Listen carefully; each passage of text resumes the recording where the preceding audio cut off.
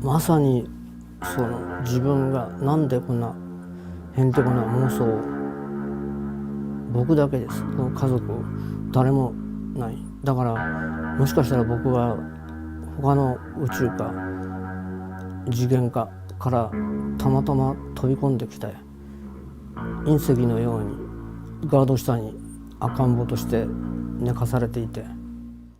Hai semuanya, gimana kabar kalian hari ini? Semoga baik-baik aja ya. Hari ini aku akan nemenin kalian dengan cerita yang pastinya menarik untuk kalian dengar.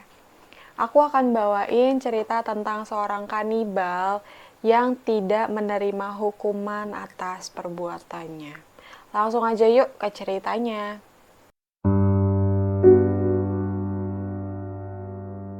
Issei Sagawa lahir prematur pada tanggal 26 April 1949.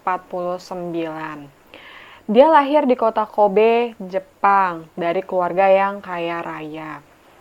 Bokapnya ini tuh seorang pengusaha yang pernah menjabat sebagai presiden di salah satu perusahaan yang cukup besar di Jepang.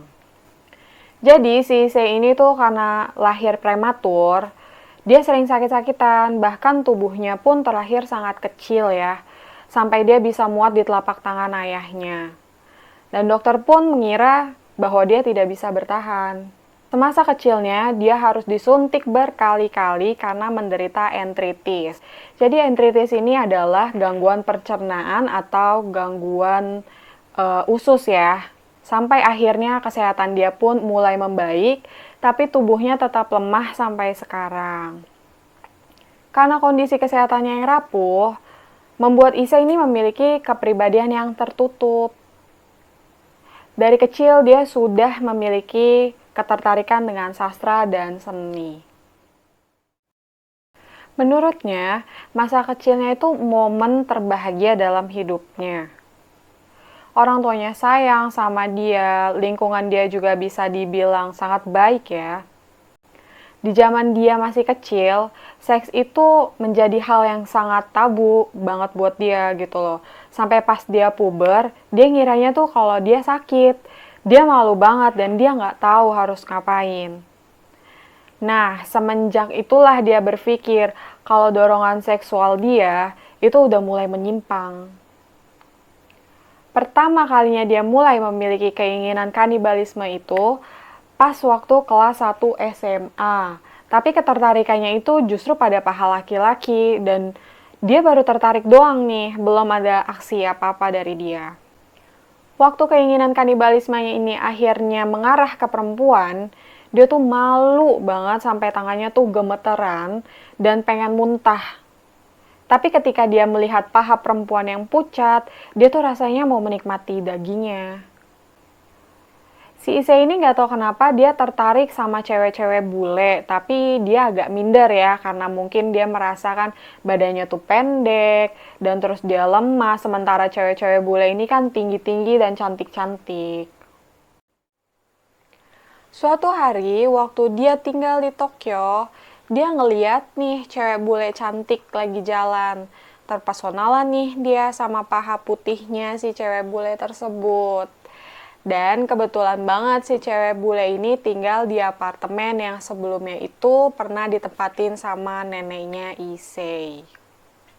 Si Issei menyelinap ke apartemen cewek bule ini waktu cewek bule ini lagi tidur tanpa busana. Rencananya si Issei mau mukul kepala si cewek bule ini pakai payung sampai pingsan. Lalu dia mau mengambil pisau dari dapurnya supaya bisa potong bagian bokongnya dan dimakan guys. Astaga, ini sih gila banget ya percobaannya. Tapi untungnya karena dia masih ragu-ragu sampai lututnya dia nggak sengaja mengenai perut si cewek bule ini, sehingga si cewek bule ini tuh bangun dan langsung teriak. Issei pun tertangkap polisi dengan tuduhan percobaan pemerkosaan. Tetapi karena ayahnya kasih uang ganti rugi ke korban sehingga tuduhan Issei pun dibatalkan. Di sini para dokter belum melihat tindakan dia sebagai tindakan kanibalisme ya. Singkat cerita, di ulang tahun dia yang ke-28 tahun, dia pergi untuk kuliah sastra di Paris. Selama dia kuliah di Paris, hampir setiap malam dia tuh bawa pulang PSK yang rencananya mau dia tembak. Tapi masih belum berani untuk melakukannya sehingga dia batalkan lagi keinginan menyimpangnya itu. Pada tanggal 11 Juni 1981, Issei mengundang teman sekelasnya yang bernama Rene Hartevelt, seorang wanita berasal dari Belanda, ke apartemennya dengan dalih untuk mengerjakan tugas bareng. Waktu Rene sedang membelakangi Issei, Issei menembak leher Rene dengan senapan dan Issei di situ sempat pingsan setelah syok menembak Rene. Tapi akhirnya terbangun kembali karena di situ dia ingat harus melaksanakan rencananya untuk memakan daging Rene. Sebelum memakan dagingnya, Issei sempat menyetubuhi mayat Rene dan Issei sebenarnya sudah merencanakan bagian tubuh mana saja yang mau dia makan dan dia mulai dari bokong Rene. Menurut Issei, bagian bokong inilah yang paling nikmat. Dia sudah memperhitungkan bahwa dia harus menggigit bokong bagian kanan terlebih dahulu karena menurut dia bokong bagian kiri lebih dekat dengan jantung sementara dia takut dengan darah. Namun di luar ekspektasi dia, itu tuh terlalu keras untuk digigit. Sampai-sampai rahangnya dia tuh kesakitan karena terlalu keras dan dia juga udah coba potong pakai pisau buah. Tapi tetap sulit karena ini kan daging manusia gitu loh. Sementara yang dia bayangkan itu dagingnya akan sama lembut seperti daging sapi gitu. Akhirnya dia pergilah ke pasar untuk membeli pisau daging. Dan benar aja setelah dia potong, dia pikir tuh dia bakal langsung lihat daging merah, segar. Ternyata yang muncul pertama kali itu adalah cairan kuning seperti lemak gitu. Dia harus memotong dengan sangat dalam untuk bisa menemukan daging merah yang dia inginkan. Sementara itu, dia juga memotong bagian-bagian lainnya seperti daging paha. Buat dia simpan di kulkas. Astaga, bener-bener ya guys. Setelah dia mengambil bagian dagingnya Rene, mayatnya Rene ini masih dia simpan selama beberapa hari karena mayatnya sudah mulai membusuk. Makanya Issei pun berpikir dia harus segera membuang mayatnya. Pergilah dia ke danau Bois de Boulogne untuk membuang bagian tubuh Rene yang dia sudah potong-potong. Dia bawa menggunakan 2 buah koper dan koper itu tuh berat banget. Sedangkan badan dia tuh kan kecil ya, jadi dia tuh merasa kesulitan banget. Waktu dia bawa mayatnya Rene itu sudah pukul 8 malam ya. Tapi di sana tuh masih cukup terang dan masih banyak orang di sekitar danau tersebut. Issei pergi ke danau tersebut menggunakan taksi. Setibanya dia di danau, si supir taksi ini nih sebenarnya sudah curiga. Sambil bercanda ke Issei, si supir taksi ini tuh bilang, Kok berat banget sih kamu bawa mayat ya? dan kebetulan ada beberapa orang di danau itu ya, dan semua orang yang lagi ada di sana tuh ngeliatin si Issei yang lagi bawa 2 koper yang besar-besar banget itu. Akhirnya Issei pun berhasil nemuin tempat yang sepi dan dia doronglah kedua koper besar itu ke dalam danau.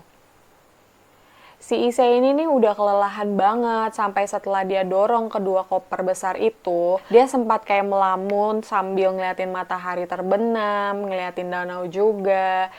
Tiba-tiba ada seorang laki-laki yang nanya Issei apakah itu tas koper punya dia atau bukan.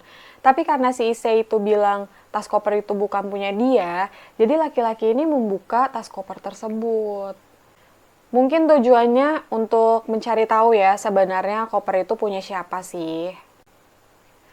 Dan benar aja setelah dibuka langsung terlihatlah spray yang penuh dengan darah dan laki-laki ini langsung berteriak, Pembunuhan! seketika semua orang di danau itu panik karena adanya mayat. Dan si Issei pun menyelinap untuk kabur. Untungnya 4 hari kemudian, Issei ini tertangkap oleh polisi di Prancis. Di sini menurut pengakuan Issei dia lega ya karena menurut dia akhirnya dia sudah bisa berkomunikasi dengan orang-orang. Nggak ngerti ya apa yang dia maksud ini, ya cuma dia aja lah yang tahu. Dan setelah ditangkap, dia diinterogasi dengan 3 orang psikiater dengan hasil dia mengidap gangguan jiwa. Setelah itu dia ditempatkan di bangsal kriminal yang mengidap gangguan kejiwaan. Ketika dia mau diobatin, warga di Prancis tuh nggak terima dan marah karena dia dianggap membebankan di negara Prancis, dan akhirnya dia dideportasi ke Jepang. Bagian yang paling nyebelinnya tuh di sini ya guys. Sesampainya dia di Jepang, pemerintah Jepang tuh langsung memutuskan kalau dia nih tidak mengidap gangguan jiwa, melainkan hanya mengidap gangguan kepribadian. Sama aja ya, gangguan jiwa atau gangguan kepribadian itu sebenarnya tetap harus diobatin. Tapi akhirnya dia dipaksa untuk meninggalkan rumah sakit tanpa mendapatkan pengobatan sama sekali. Ya karena itu tadi, dia dianggap tidak sakit apa-apa. Issei akhirnya tidak ada pekerjaan dan tidak ada pemasukan. Dan pada suatu hari, Issei ini dihubungi oleh media Jepang untuk melakukan interview. Dan selain itu dia ditawarkan untuk menulis artikel, menulis buku, bahkan menulis komik dari kisahnya itu. Dan benar aja, dari dia ceritain dan menulis buku atau artikel tentang kisahnya, dia itu dapat banyak uang dan dapat pekerjaan juga. Bahkan dia juga diundang di TV show, di acara mukbang. Astaga, dia tuh jadi terkenal banget di Jepang ya karena kisahnya yang bisa dibilang sadis itu loh. Bahkan dia juga dibuatkan beberapa film biografi tentang kanibalismenya dia. Setelah semua kejadian itu, Issei tidak pernah mendapatkan hukuman apapun, bahkan dia masih bisa jalan-jalan sama cewek-cewek, tidur sama mereka, tapi dia sudah berusaha untuk tidak melakukan kanibalismenya lagi. Nah, itu dia tadi cerita tentang Issei Sagawa. Menurut kalian gimana guys? Kalau menurutku seharusnya dia tetap harus dalam pengawasan negara ya. Karena sudah tidak dapat hukuman, seharusnya dia tetap diawasi. Makasih yang udah nonton video ini sampai habis, dan kalau kalian mau aku bawain cerita menarik lainnya, jangan lupa like, komen, dan subscribe, juga share video ini ke teman-teman kalian ya. Sampai bertemu di video selanjutnya, dadah!